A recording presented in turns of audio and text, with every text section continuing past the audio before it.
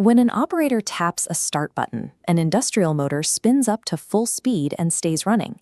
That single, fleeting touch creates a persistent state, requiring the machine to somehow remember a command long after the physical input is gone.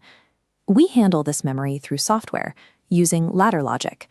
The vertical rails represent a digital power supply, and the horizontal rung acts as a logical statement, evaluated from left to right. Let's map out the simplest possible control path. We place a normally open contact, PB1, on the rung. This represents our physical start button.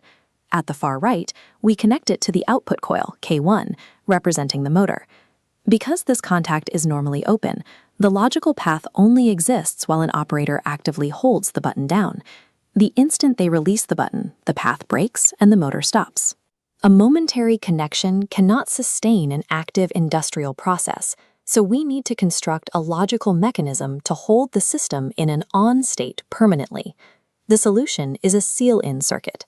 We introduce a second normally open contact, but instead of tying it to a physical button, we assign it to the K1 output coil itself. We place this K1 contact in a parallel branch directly underneath PB1. During its rapid scan cycle, the controller reads the physical inputs. When the operator presses the start button, PB1 becomes true, creating a valid highlighted path from the left rail straight to the coil. The controller executes the logic and energizes the K1 coil. In that exact same scan cycle, the active coil updates its associated parallel contact, snapping it closed. Watch the system adapt when the operator releases the start button. The top path is severed, but the motor keeps running. The logical path instantly routes to the newly closed lower branch, bypassing the start button entirely to keep the K1 coil powered. By routing the signal through its own active state, the output sustains itself. This self-referential loop acts as the digital memory of the system. This continuous loop introduces a serious hazard. Without human intervention to hold a button, a latched machine will run indefinitely. We establish a universal interrupt by placing a stop button, PB2, at the rung's beginning. We use a normally closed contact. By default, it acts as a continuous bridge, allowing the rest of the circuit to function normally. Let's test the layout of these components. What happens if an engineer wires the PB2 stop button inside the lower parallel branch, right next to the K1 contact? Hitting stop in this configuration breaks the holding loop, but fails as a true interrupt. If a separate operator is holding down the start button, the top path remains clear and the motor keeps spinning. Two other common mistakes involve wrong positions or wrong contact types.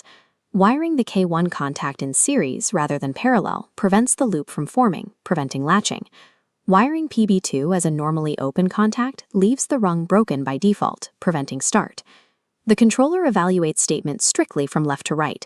The first false condition in a series path immediately stops current, isolating the failure point. Here is the proper unlatching sequence. When an operator presses the stop button, the normally closed PB2 contact is forced open, generating a false state. Because PB2 is in series before the split, the main line is kept. The controller reads the broken path and immediately de-energizes the K1 output coil. Once the coil loses power, the parallel K1 contact springs back to its open resting state. The self-sustaining loop is gone. This diagram shows the definitive template for state management in ladder logic. You position a normally closed interrupt in series to guarantee a fail-safe stop, and you place a normally open contact in parallel to create the seal-in hold. The logic does not require elaborate wiring.